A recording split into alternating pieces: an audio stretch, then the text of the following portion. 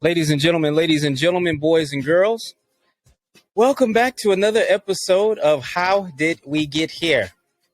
I'm your host, Jay Carter, and the man that is always heard and never ever will be seen Skeens is not here this evening. He's not here. He's out taking care of some business, man. But again, better than your average is the channel in the movement. How Did We Get Here is the show. We got two cousins that are like brothers talking any and everything in the process. How did we get here? But without any other further ado, we're going to get right into it, man. We got an illustrious guest with us today. I'm going to go in and give him some flowers and some applause before we even get started. But this is another one of my, I'm going to say a flower in my cap, just on a personal basis. I was sitting back and trying to think of when we met, and I'm thinking it was around 2001, Felix. I think it was something like that. 01, I think it was. Before I met Liz, you know what I'm saying, I knew you, and we graduated 2000. I didn't know you then, so I'm thinking it's about 01. But y'all, this is I say a feather in my cap because I talk about this diverse base of people that I know from all different cultures, walks of life, ethnicity, so on and so forth. So this is a dude that I've known for many, many years. And he has one of the biggest hearts of anybody I've ever met. You don't make the mistake of telling this brother that you need something or you got something going on, because he's going to go into his mode. This very computer that I'm using right now, it was sparked by, I'm talking to my wife about it, and she was like, hey, you know, when I was looking at a computer, I reached out to Felix, and Felix was sending me stuff all the time. And so I just mentioned it to Felix, just, you know, because he knows all this stuff and he's a gamer and all that. And this dude was just on the hunt, you know what I'm saying? And I'm like, you need this, you need that. So without further ado, my brother from another mother, my man, Felixs Tirado, also known as Flex Fleazy. Welcome to the show. Welcome to the show.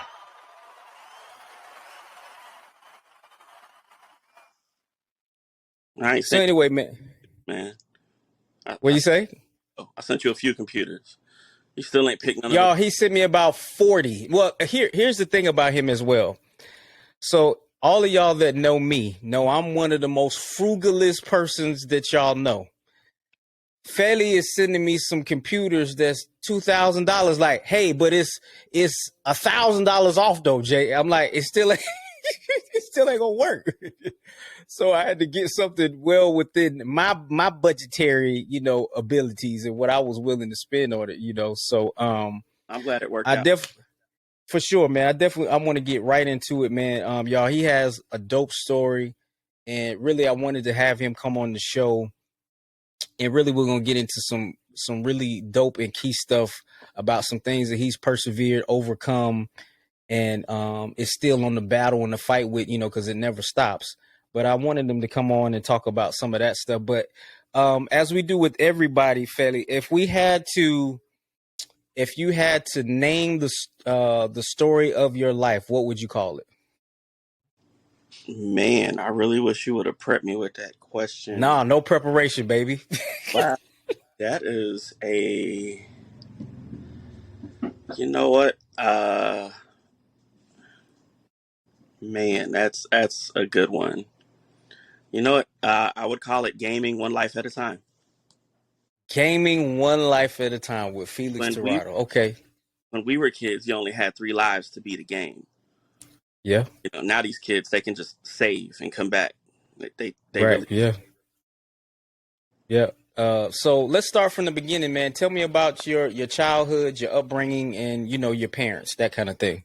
My parents are from Puerto Rico, Santurce Country Club. My dad joined the army at 17, went straight to Puerto Rico. Went straight to Korea and then Vietnam there. When he came back to Puerto Rico, he met my mom, re-enlisted, went back to Vietnam and got stationed at Fort Hood. And, weirdly, we've actually been here ever since. And then I got Right.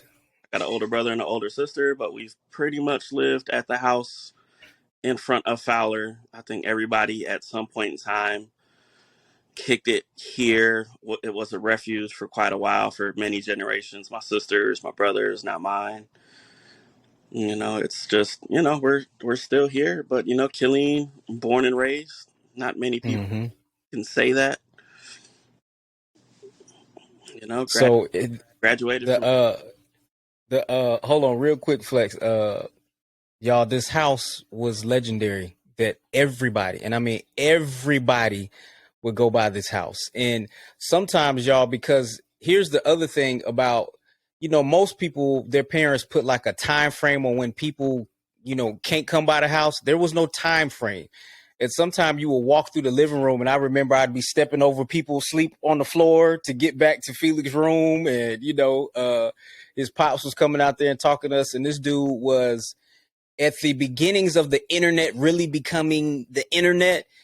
This dude, y'all, had all the music, hip hop, all the videos, all the freestyles. So Felix was the one-stop shop. He was the bodega of music and entertainment where we would go to find out everything that was new. Did you hear this freestyle? Did you hear this disc record? Did you see this interview?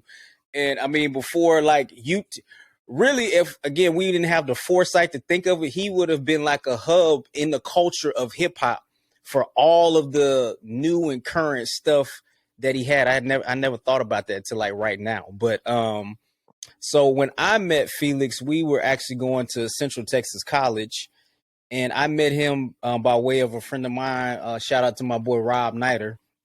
And we were just street racing and met Felix and DJ and Carlos and Yachty and a whole other host. Because we were from, it's not very far, but it was, I grew up and lived in Cove in high school, and they were in Killeen. So, I knew this dude for a very, a long time over the years, and he's always been solid. And like I said, just had a huge heart. So life growing up in Killeen, this dude knows some of everybody, but what was it like for you growing up in this area?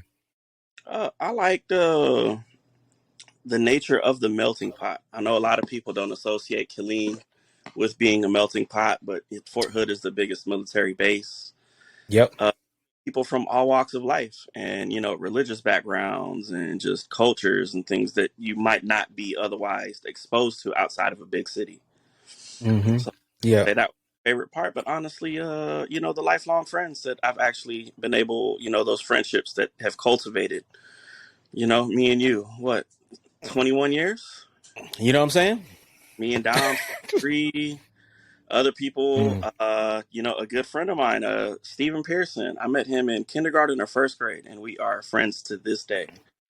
Yeah. Even my wife, you knew her in high school before, Yep. before you knew me, you knew my wife, you know what I mean? And one of my closest and best relationships in the world, well, 2 of them, my wife, and then really Dominic, it came by way of Felix. And you guys, Dominic has been on the show a couple times, y'all. And, we've all had this kind of, like he said, this long lasting relationship between us all these years here.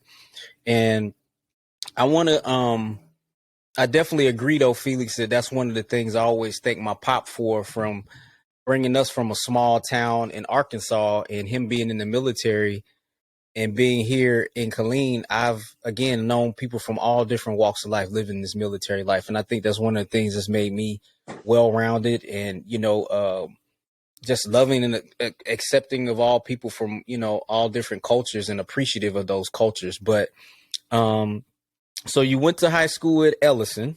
Yep. What year did you graduate? 2001, the year we met. Yeah, so you graduated. So you graduated that year we met. You had graduated. When we met, I was full ignorant mode. Now, the irony, we met through the car club scene, through Yep. you and Rob through Big Will at Guild. Right. Right. Oh, Yeah. house. And now I hung around all the racers, but had no racing car. I drove a 1994 Ford Aerostar. Yeah, he didn't I have would a try car, to y'all, race that raced. until I dropped the transmission. We'll drop it. Yep, forgot that. Wait, what car did you get after that though? The Didn't you Sentra. have a Sentra? Yeah, Yeah, you had the Sentra. Yeah. Now we met '01, starting off young adulthood. What was young adulthood like for Felix at that time? honestly, just trying to not having a care in the world when I should have. Mm-hmm. So even just once I hit 10th grade or 11th grade, I should have taken school seriously. I didn't. I was too busy, Mm-hmm. you know, getting higher drunk at the time. I graduated right in the middle of the pack out of 541 kids. I think I was Mm-hmm. ranked 250, 260. You know, I was an honors student, and then I just said, nah, I didn't care. And, but I just, I still had my hobbies and my likes. I was still into collecting, playing Warhammer with DJ. We all got into that as a group while he was still doing the street racing. We all did that together. Just little nerd things, but also been going to clubs in Killeen since I was like 16 or 17, just through associations of other people. So, just honestly just trying to live life to the fullest. But as you know, at times overfilling that cup. Mm-hmm. Literally. Yes. But yeah, just honestly, we're just young and dumb. And, almost 40 in 3 months. I'll be 40, and I'll just, you live, you learn. I got two beautiful babies now. I'm 10 years Mm-hmm. sober. It should have been, I should be at 15 or 20 years sober. But, like I said, you live and you learn. Yeah, so let's go there. So well, let me ask you this though. So when you went into young adulthood and just kind of growing up, what was your relationship with your parents as far as were your parents very were they I wouldn't say that your parents were strict, but I wasn't in the house at the point when I knew you. Your parents, to me, my perception, let me know if I'm wrong, but your parents were a little more liberal than some parents that I knew growing up. Well, my parents didn't know I drank the way I drank until I was Mm. 4. So I was able to put on you know, a good face in any Mm-hmm. state that they didn't know what was going on, which is why they didn't mind people coming and going at all hours of the night, as long as it wasn't a school night. But yeah, they didn't really mind all of that because, their mindset was we were safe. We weren't out getting Indeed. in trouble. We weren't doing nothing wrong. We were just literally at my house, playing games. Remember when they bought me that Dance Dance Revolution pad, which I had in the game room, doing that, or burning CDs on that computer that I had built. At the Mm-hmm. time I built my PC at the time, and then we were just burning CDs, mixtapes, whatever was out. Felix probably got it. I was with Napster Mm-hmm. when it came out, and then LimeWire, I think was the end of that. Was the end of that run before they all got sued. Yep. But yeah, I mean, they were strict. My mom doesn't play. She still doesn't at You're 72. right. And trying to tell my kids, leave grandmother alone. And my Yeah. dad, yeah, I mean, just if I messed up in the house, it was always, don't make me get your mom. I was like, man, calm down. Right. I gotta tell her, like, it ain't that serious. Yeah. So when did you? So I'm sure you took I mean, because we used to hang out and kick it quite a bit, like you say, around the way, whether it was at somebody's house or the apartment that, and then when Carlos and Will then moved to the house over in Willow. Um, but when do you think that you took, congratulations to you, for being, like you said, 10 years sober. But when do you think that it kind of went from kind of the just, quote, for lack of a better term, normal social drinking to when it went to another level? Man, I couldn't even tell you because, as you are aware, there was no stop with me. Mm-hmm. So probably when I became legal, honestly, when I didn't have to depend on, that dude I knew on base or whatnot. Because, like, oh man, hey, run me to the class six real quick. Mm-hmm. When I didn't have to, or the beer barn, which I don't think exists anymore. Right. I forgot about The that. beer barn in Heights, when I no longer had to depend on anyone to get me my alcohol, I think that's when I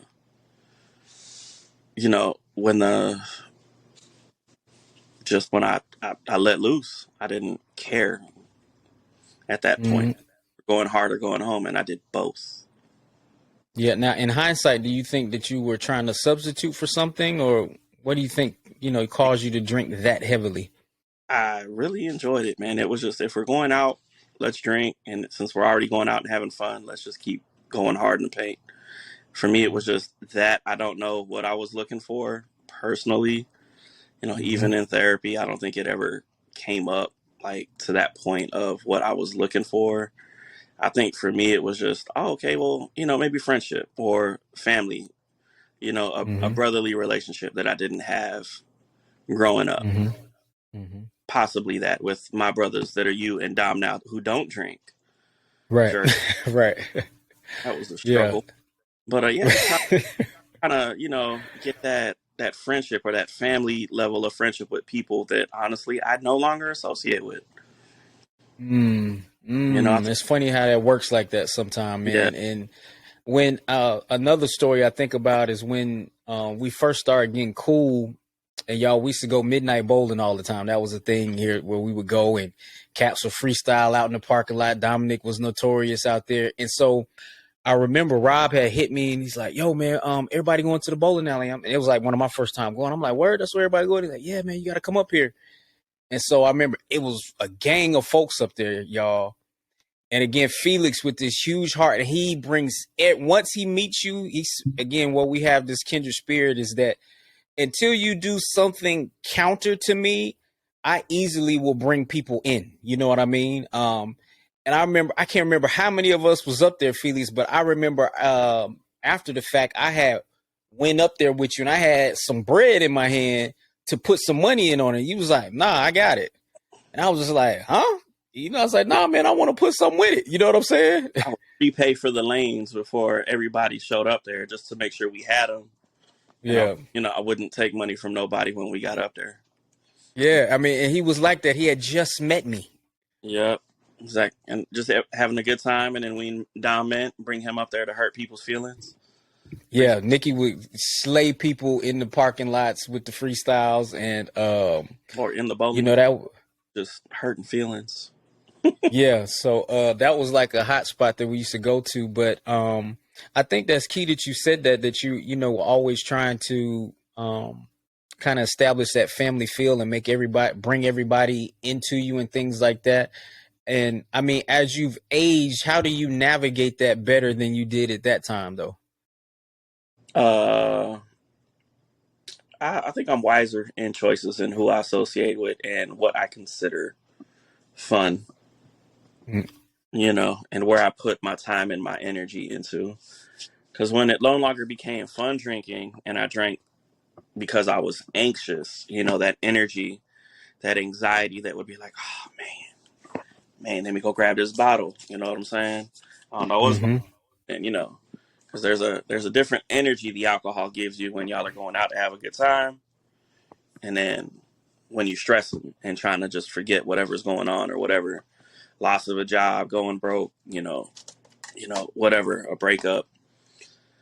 So I Mm-hmm. think when I was better able to manage my emotions, and you know, realize better ways to cope with whatever I was dealing with, into more constructive hobbies that I'm into now.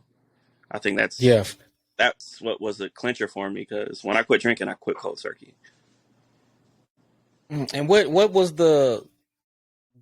how did you snap out of it like that? My younger daughter's mother told me I was going to be a dad again the day after I tried to kill myself. Whoa, so wait, okay. Yeah, exactly. Go back. So take us through that point. What actually transpired with that? It was a lot of stuff, just lots of mistrust with moving somebody into your house, and then where I should have trusted, I didn't. I really can't Mm, fault her for nothing. She's in a good place now. mm, Doing great in her life, and she's a great mom to our child. But it just, at that point, I was in Afghanistan for 7 years, and we drank every day. I went on to like we drank every day over there, and I was the connect because I knew everybody, so I would either have the liquor with me, or I knew where we could go find some. And I don't remember a day over there where we didn't drink. Like it was daily to a point where I found a term again in therapy that I was what you would consider a functioning alcoholic. I did not know that was a thing in my ignorance in life, that people would just drink all day and you wouldn't know that they were drunk or whatnot. I just call it a day. And it was really bad. I just drank. I took, and then where I got to that mental breaking point, I had kidney stones from all the drinking I was doing. So I would get, Vicodins, Percocets, Oxys, whatever I could get for that pain, but then I would drink with that. So I'm not helping myself in this.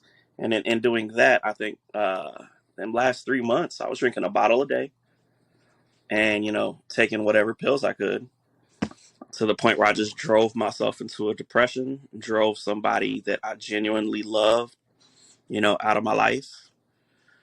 But, everything happens for a reason. You know, I'll never forget that day. It lives with me, forever. But I woke up the next day, and God had a plan. He needed me to do something. I'm, still working that out. But, ironically, I woke up that next day. I have not had a sip since. So I've wow, been and so. that's been 10 years. Wow. Was April 8th, 2012. That was Wait, we got to give some. Got to get some applause for that, man. Got to get some applause for that. Now, y'all, staying where we are, but also, because you said you were in Afghanistan. How long? 7 years. 2012.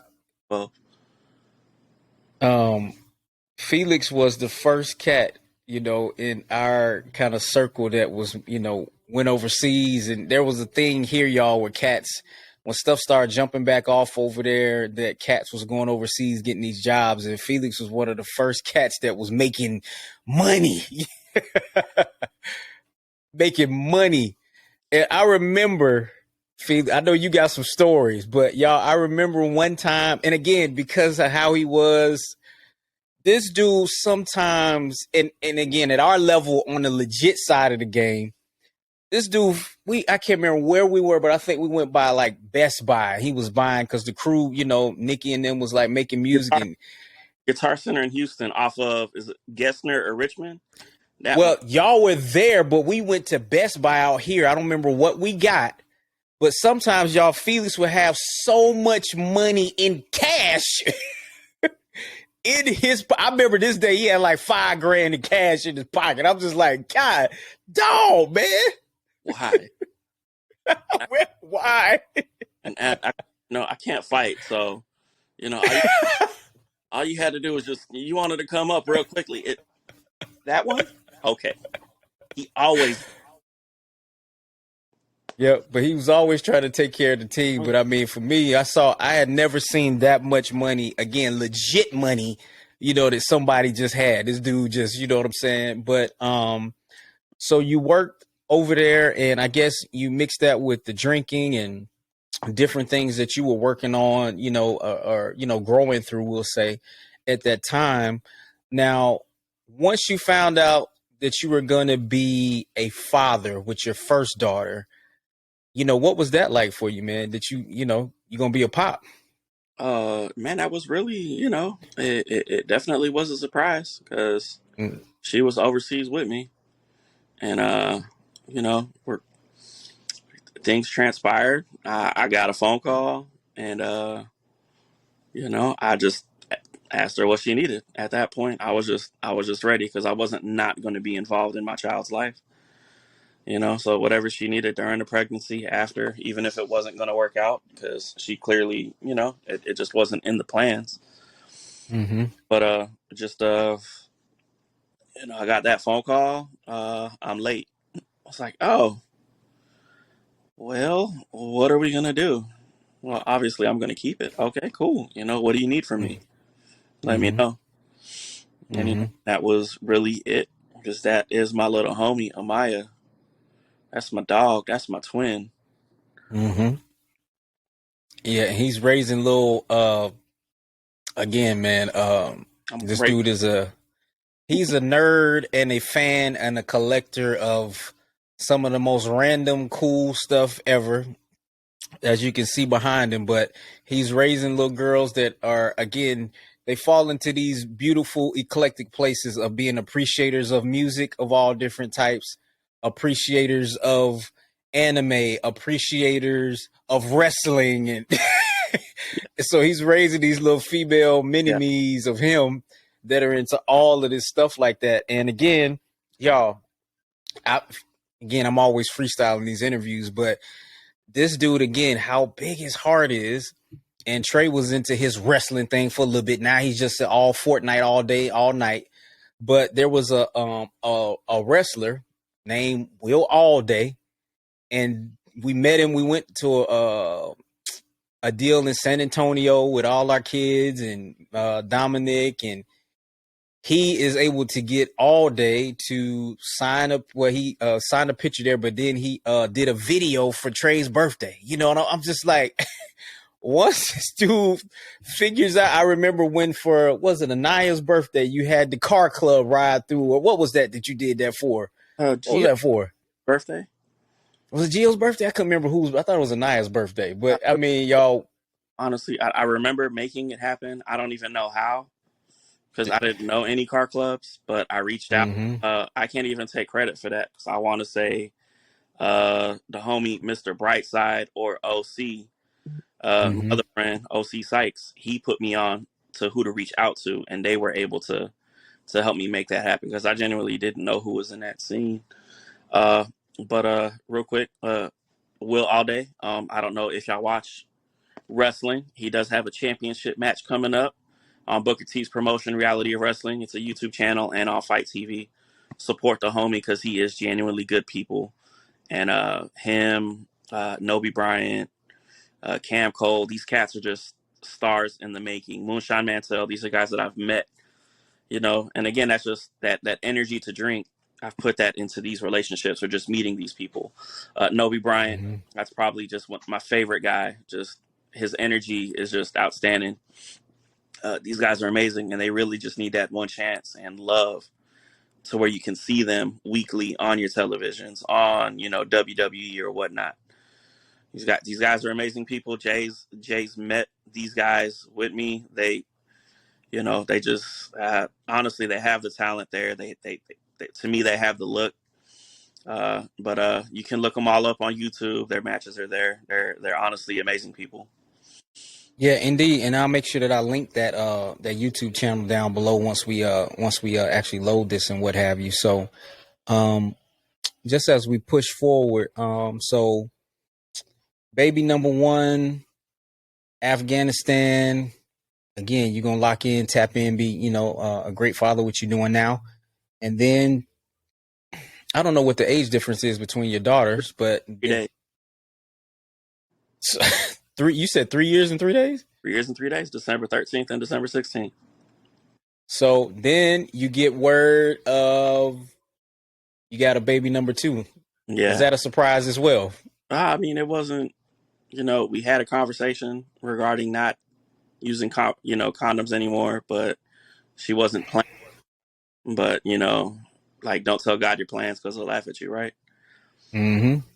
Just but at that time, I found out I was having another baby. I was freshly sober, unemployed, losing my house, going bankrupt, foreclosure, all of these things, and still trying to stay sober, because I needed to, because I wasn't not going to be a part of either of my children's lives.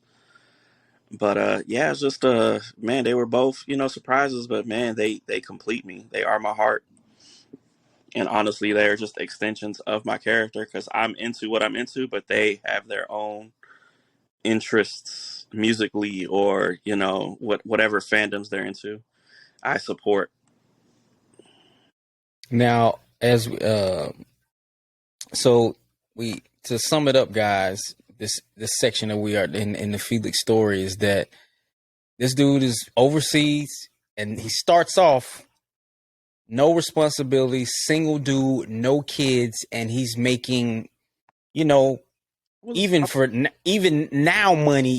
This dude is making bread. I mean, no, no. bread. I went out there for KBR as a laborer, really doing. Mm-hmm. I didn't work. I had to watch Afghans work, and that job was 60 grand a year. And Right. from there, Yep. I got a job at the warehouse that was 80, and then I ended up doing property management, a supply sergeant or property book. And I was doing well. However, because he keeps talking about my heart, I looked out for everybody.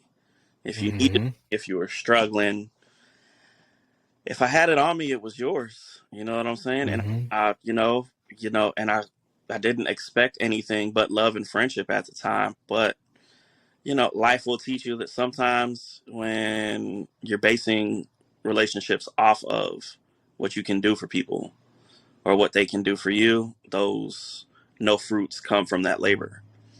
And Yep. yeah, so I had literally what money I did have saved up, the IRS wanted. So yeah, I ended up losing everything and having to start from scratch. But I'm not upset over it. Mm-hmm. I'm saying I woke up today. It's a good day.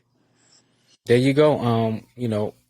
It's Well, it's really it's an amazing transition that you made, and again, y'all, Felix, had, I mean, a spanking brand new, he had it all. The money, the spanking brand new house, new whip. I mean, again, I'm telling you, he got thousands in his pocket, the whole nine, and he had to come all the way back around. But what a key that he hit on, y'all, is that oftentimes, and it's funny, right before this, Liz and I were having a conversation about something, but the idea, and I got this, this concept is out there, but I got it from this brother named Zoe Williams, and he talked about he's like really big on relationships, and I consider myself big on relationships, whether it's romantic or family, friendships, all that.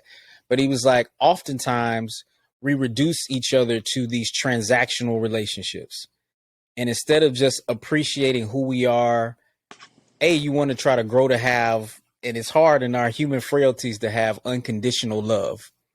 And what we want to do is grow to where we just love and appreciate each other as human beings. But in these transactional relationships we reduce each other to human doers. As long as you're doing what I want you to do and giving me what I want the way I want it, I love you and I want to rock with you. But as soon as that stops, then there goes our love and our appreciation and our, devotion to each other wanes. And Felix, with you, with your heart being so big, that's something, like you said, that you're navigating and getting through to where, y'all, again, I'm talking about all these things that Felix does, and because that's really just a function of who he is. He doesn't expect anything back for it. It's just a part of his nature, I think. And as you were talking about your purpose, Felix, I just think your purpose in life is to be, because your heart is so big, is to help people. And now again, where we learn is the balance of how much we invest sometimes. And that's where we have to have some discernment of knowing how much am I going into this thing, and it's just like investing in real life. I got in each relationship, in each situation, I got to assess my risk tolerance in this relationship. You know what I'm saying? yes, So sir. one thing I could say that I'm proud of after all these years, Felix, is that I feel that we appreciate each other just as men, as brothers, and as human beings. We don't need anything extra between each other for our relationship to, it's going to be lock solid forever. You know what I'm saying? So that's why I said that's something that's a feather in my cap. And I always tell people that I have these brothers that I've been able to establish relationships with in my life, where I could call Felix again 3 o'clock in the morning, And if I tell him something is going down and I need him, he would be there for me. And if I tell him that the way that he appreciates my children and that he loves my wife because of his, again, love and appreciation for me as well, that he's there for me that way. So I just think that, again, that's something that we all have to balance, you know what I'm saying, in our varying ways. Is the relationship, the how do we get here of these relationships, you know? Now, after you kind of go through this part in life, we've gotten through money, houses, cars, sobriety, children. And this is all by the time you're what? How old? I don't know. You know what I'm saying? 10 years ago, 29. 29 yeah, 29 years old. You know, that's a lot. That's a lot to deal with. So I guess I'm just on a personal level, what I'm curious about is how do you just navigate on the day to day? How do you, because they say, they have the adage, and I don't know what your thoughts on it are, but basically the long and the short of it is that whatever your addiction is, that you're always basically fighting that battle. Do you feel like that's something that you're still fighting, or do you feel like it's something that you've mastered? Nah, I'm good. I think that first year, maybe the first 2 years, it might have been an issue to step into a bar. But now I don't have an issue being a designated driver for people. Why? Because I get to drink all the soda I want for free. Right. That's how Texas works. If you are the DD, you drink water and sodas for free. So Right. I'll do that, every day. Lots of water, one Red Bull, and then I'm good. Mm-hmm. But just yeah, I don't know. Once I got past the need to drink again and just working through that anxiety, it was learning to put that energy into something constructive. And one of those things was collecting. One of those things Mm-hmm. was collecting. I like to read. I read a lot of fantasy novels, things of that nature. And just gaming, really. Whether it's board gaming, card gaming, anything like that. Because I play Magic with Dom. Mm-hmm. So, Mm-hmm. but yeah, just honestly, just finding something constructive to put that energy into. Where like, okay, I'm stressing or this and that. That itch where I was fiending for a drink. Now it's just okay. Well, I'm good. I have all of these hobbies to occupy my mind, so where it's not that it really isn't that big of a deal for me at all. Like I Good. really don't care for it. You know, like it's Yeah. to where it was a point of some friendships not working out the amount I drank, and I didn't find that out until later in life, but. I didn't realize that my drinking had affected people around me like that on a negative note. Because I thought, except for you and Dom, because y'all would just, hesitantly come out with me so I didn't drive home or do something stupid, But I didn't realize that, some people were affected negatively by my drinking to that point where, like, man, he overdid it again. Like, did y'all see him throw up in the club? Like, oh man, just. Mm-hmm. We can't go out with Felix no more. He don't know how to act. He can never Mm-hmm. have one drink. So I'm glad I'm not that individual no more. But just for anybody going through the struggle of trying to get sober, I went to AA meetings. If that works for you, by all means go share your story. I actually got to go to one here in a couple months. Well, within the next couple months, I want to go to a meeting, to get my 10-year coin. I try to go yearly. But, if that works, but having a support group, I think, is probably the thing once I got sober, just knowing that there were people that I could lean on. And, it's funny because Dom, we had a conversation at my lowest and he threatened to whoop my ass if I didn't act right. Sorry for the Okay. length. That was the conversation. I got you. All right. And then, but, I think, like that conversation, but for me, the turning point, and I'm going to mention him again, Stephen Pearson. It's a good friend of mine from elementary school. He seen me just being negative and sad on Facebook. And out of the 500 or so people on my Facebook at the time, he was the one person to reach out to me directly outside of Dom to be like, hey, what's going on? Are you okay? I'm here if you need a friend. And I've never forgot that. Like, he's good people, ever since, we was in elementary school together, and then we found each other again in high school. And then so randomly, I didn't talk to him for a couple years, and we found each other in Kandahar, Afghanistan, of all places. It's just like, Steven, hey, what's up? Like, just good times. But he is just a genuinely good person that I'll never forget. Like, just the kindness he showed me, on that level, just to not talk to somebody for so long, and then, like, are you okay? Like, do you need somebody to talk to? Let me come see you. Make sure you're all right. And, just things of that nature, and being able to know that I actually had people to lean on where I didn't think I did, and then just being able to lean on those people when I'm going through something now. I think just being able to, and it's going to be a Masonic reference, just using my daily working tools.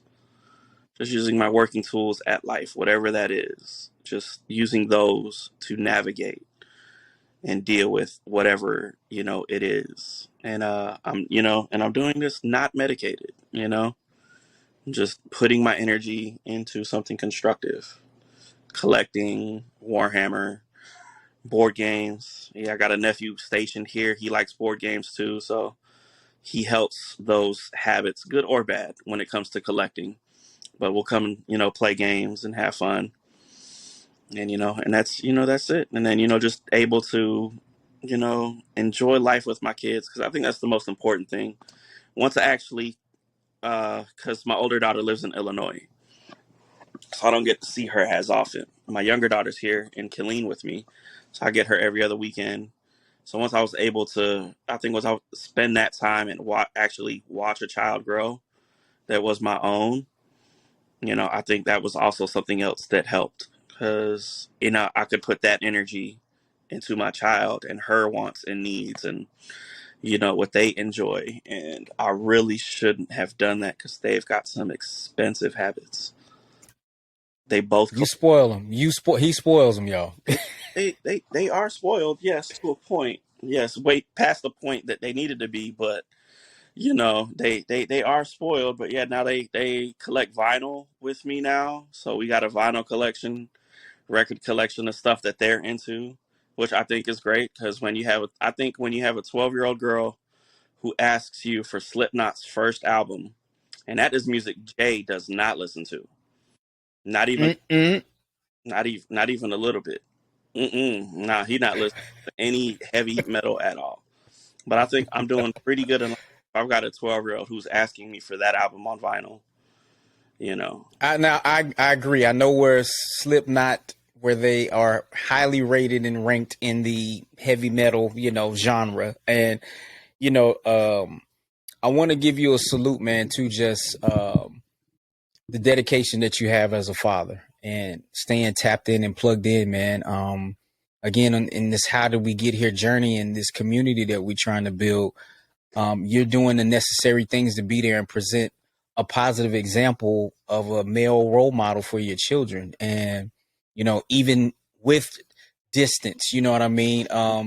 The girls they can go long time without seeing me. And they show me so much love, you know what I'm saying? Because you're instilling that in them. And, that's so key, man, as we're talking about the legacy piece and, the things that we leave behind by way of our children, man. I mean, you're doing the work to do that. Y'all, I'm waiting. Liz jokes that she's not ready for Trey to age, because I'm talking about the level. I'm eager and looking forward to the levels I'll be able to speak to him and relate to him on as he ages. And Felix right now has some of the most beautiful, open, honest dialogue with his daughters. You know what I mean? And I always said that, again, you're gonna have honest dialogue with all your kids, but I always said if I had daughters, I just want them to understand the game to a certain extent and understand how the world move, a certain way. You know what I mean? and he does that. And I'm sitting there with these kids having these in-depth conversations because he's putting that into them, and he's been honest with them about even his struggles and the stuff that he's gone through, Mm-hmm. and his road to get there. And he lets them know it's cool to have those conversations and to be honest about how you feel and things that you're going through. He's instilling that in them at a young age, so now that seed is already being planted, and fruit, it's already maturing some, and you can see some of the fruit in that for these well-adjusted, beautiful young ladies that he's raising. And he's going, and I'm like, Felix, he on another level. Maybe if I had a daughter, but this dude getting his hair done and fingernails painted, and I mean, he's totally girl dadded all the way out. Well, I'm sure I'm like, babe, this dude he got stuff, I'm like, all right, but so man, that's just a salute to you, man, how you've made the adjustments, man. And life isn't just about, like they say, what happens to us, but how we adjust to the things that happen to us, man. And I'm just proud again to call you my brother and see where you are, and to see how we mature. I turned 40 in March. Felix gonna be right up behind me. Don't talk Nikki gonna be a couple years. We don't talk. Huh? Bruno. We don't talk about Bruno. No. That's tip, sir. No, my kids won't even let me forget it. They got jokes.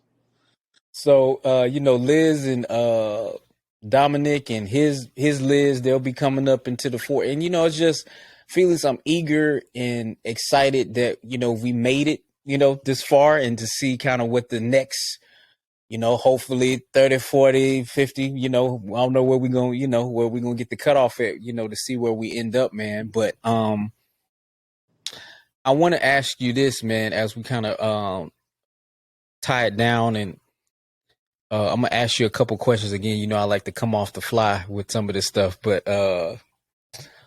right now, as you stand, what do you want your legacy to be when it's all said and done? 2 happy, well-adjusted kids. Mm-hmm. I I'm good like with that. I don't need nobody to remember me but my kids. You know what I'm saying? I just want them to know we had a good relationship and that I love them and they love me. And that's really, that's really it, that, and that they pass that on to their kids if they choose to have kids, who knows what So they're of those ages and those decisions. now we've talked about this offline, and we had a really good conversation. I said I was going to save some of this for the podcast. So you're this, you're this Puerto Rican Latin lover.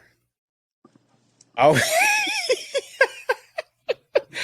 Know, bro. When are we gonna see you in a relationship, Felix? When are we going to see you in a relationship, man? Whenever it happens. It's not something I'm actively looking for. I'm taking care of my parents right now. Mm-hmm. My goal is to keep fixing my credit and get them into the house so they can live out their twilight years comfortably, not worried about anything. That's my plan, is to get them into a house that's more comfortable, more roomy, just so they can be comfortable and just be grandparents. But you are open if it came. Yeah, if it happens, it's great. My situation ain't the easiest for everybody to deal with. Not one, but 2 mothers of children. It's not something a lot of people deal with. You know what I'm saying? That's actually something that's come up when I did try and I was out there looking. That was an issue.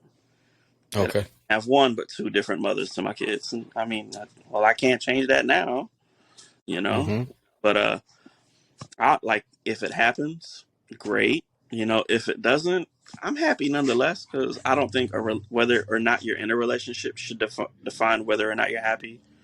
I know nobody really wants to be alone, but if that happens to be my lot in life, then you know what? I've got 2 beautiful girls to keep me company, that I'll perfectly fine with. Okay. What would you say your biggest fear is? Honestly, just not being able to provide for my kids the way that I would like to see them provided for. That's an issue now. I'm not able to take them to Disney World. You know what I'm saying? Like I want to go, or Universal Studios. Like they want to do those things that their mothers are able to do for them. But I'm not in a position financially to do that. The way I want to, especially with me trying to get us into a house. Those things just have to wait, and hopefully I don't have to wait too long, because I don't want that to be a regret later. 'Cause I regret very few things. So what I heard you say is that, again, the kids are priority on all fronts, and that you want to be able to provide a lifestyle for them that you feel that they deserve, which is what we all want to do as men. Mm-hmm. That's the grand scheme, the grand goal. For me, again, because I think about really minimally, I think about myself so much, in a certain capacity. I'm thinking about Liz, the kids, and then I'm thinking of how can I, again, get them to a certain position. And then my greatest dream and goal, Felix, is to be able to put on the team. You know what I'm saying?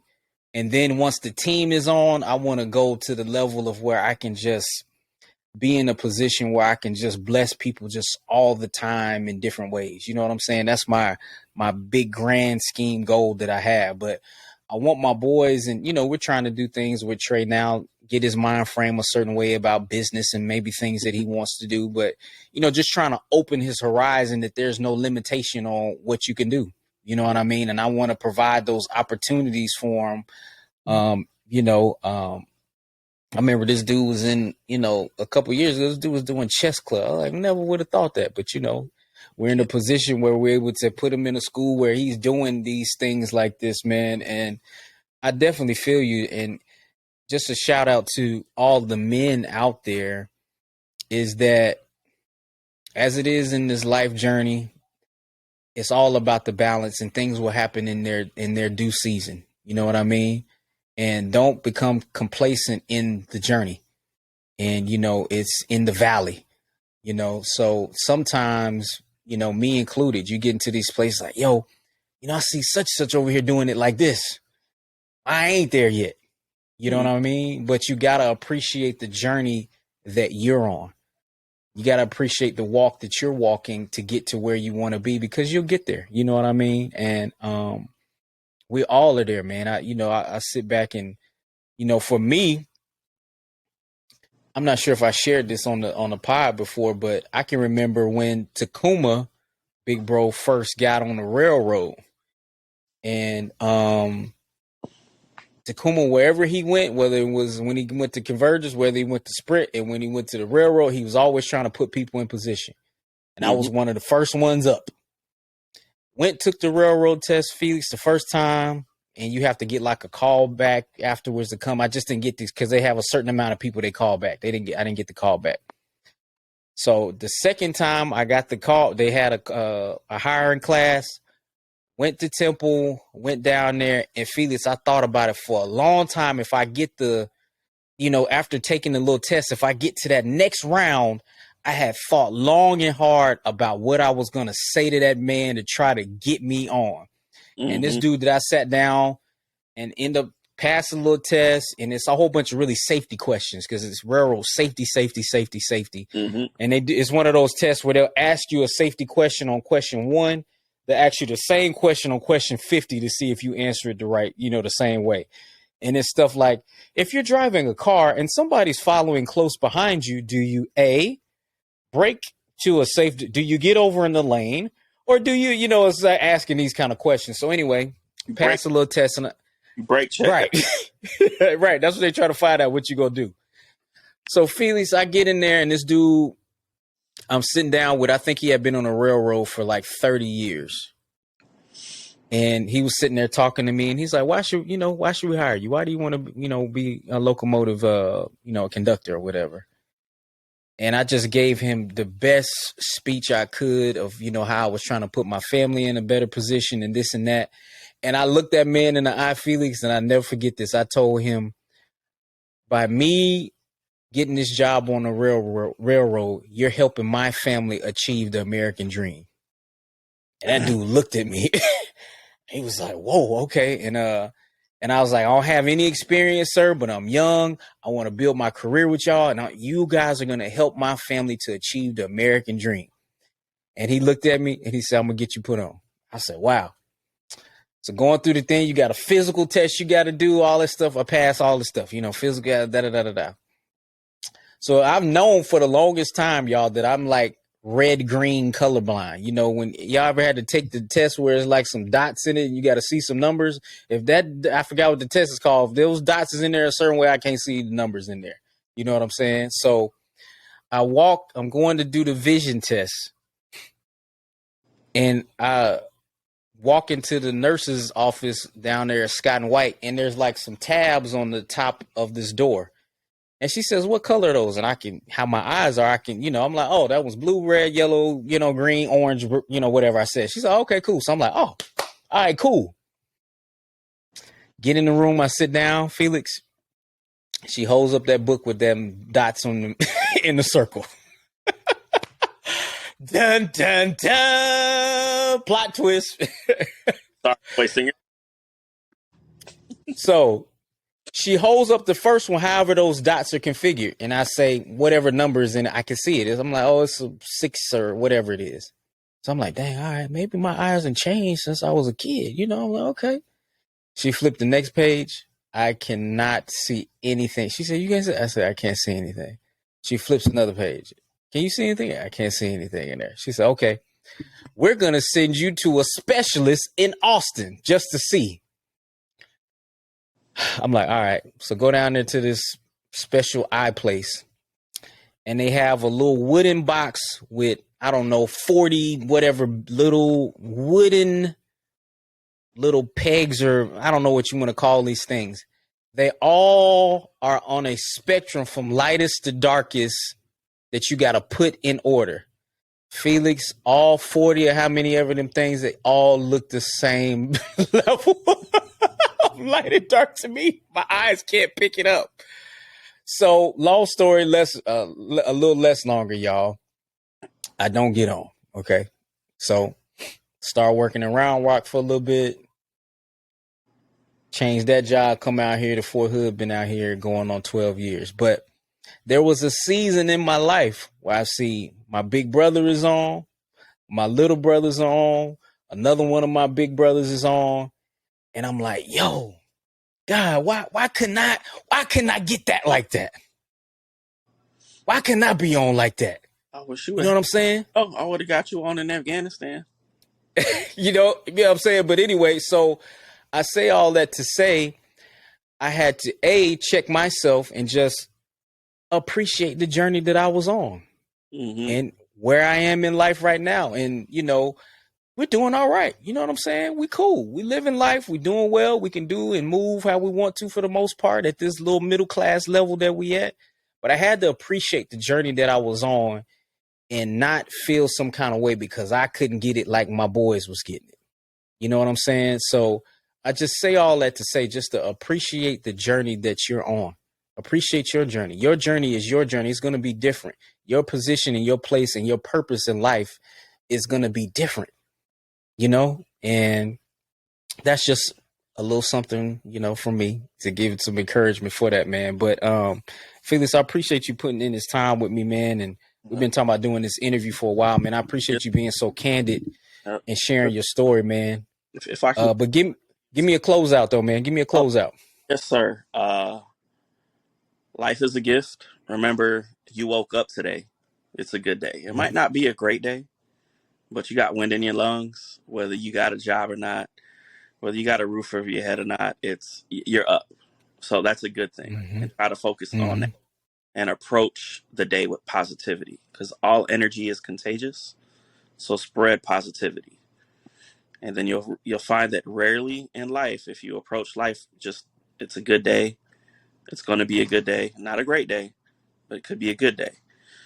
That rarely can someone come in and take that from you and mess up your energy. And that's just really it. Just try your best to be positive because you can't control what's going to happen. Things are going to happen. I can't remember it. There's a quote by Ralph Waldo Emerson. It starts with life's absurdities, and then they may creep in, but just finish each day and be done with it. Okay, I appreciate that, man. And again, what I tell you privately, I'll tell you publicly, man. I love you, bro, and Love you too, I man. appreciate you. Appreciate you tapping in with us, y'all. I'm gonna get those links from Felix so we can put the wrestling stuff in there. Again, this is another episode of How Did We Get Here, and I'm telling y'all, I know dope people in real life, and this is another one of them, man. You know what I'm saying? But this has been another episode of How Did We Get Here. Me and Skins will be back probably in the next few days with some more content and to debate some controversial topics with y'all. But we appreciate y'all tapping in with us, man, and love and peace to you and yours. Yes, sir.